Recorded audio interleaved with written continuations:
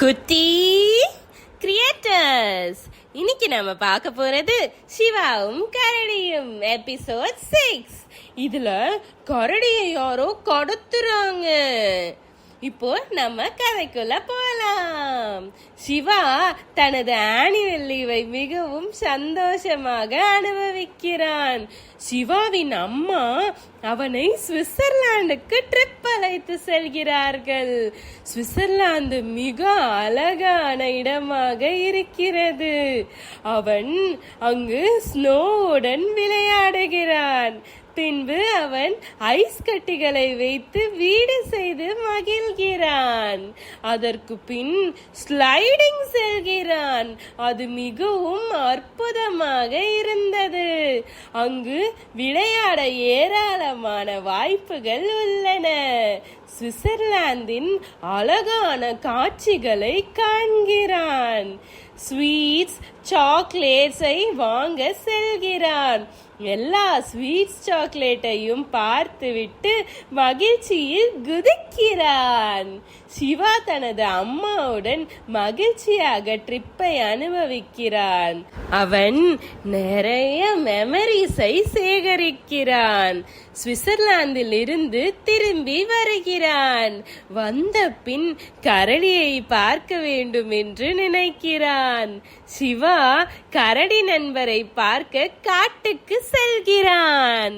கரடி சிவாவை பார்த்ததும் மகிழ்கிறது.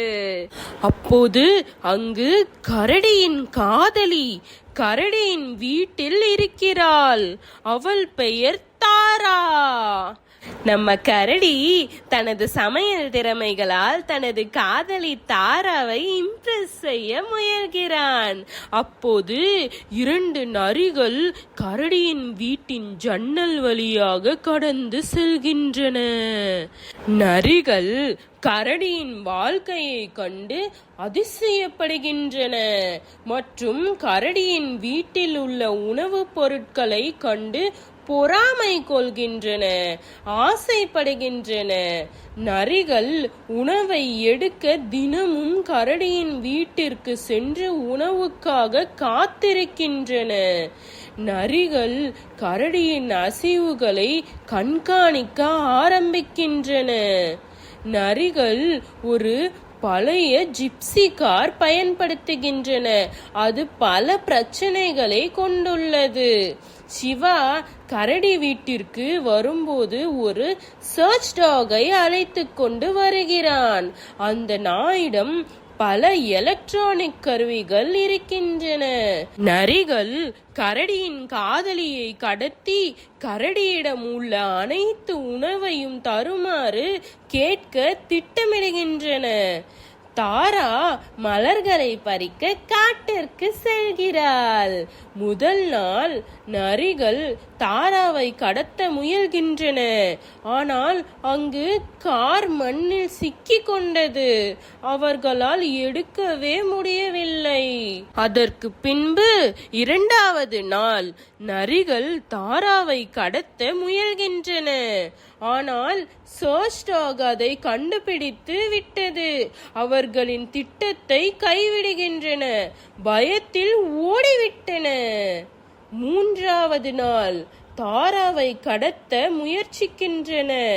ஆனால் தாரா நரிகளை தள்ளிவிடுகிறாள்.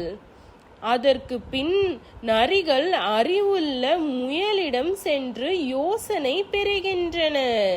முயல் யோசித்துவிட்டு காரை மாற்றுவது மற்றும் புதிய திட்டங்களை கற்றுக் கொடுக்கின்றது. நரிகள் காரை புதியதாக மாற்றுகின்றன. புதிய கார் தாராவை கவரும் வகையில் இருக்கிறது.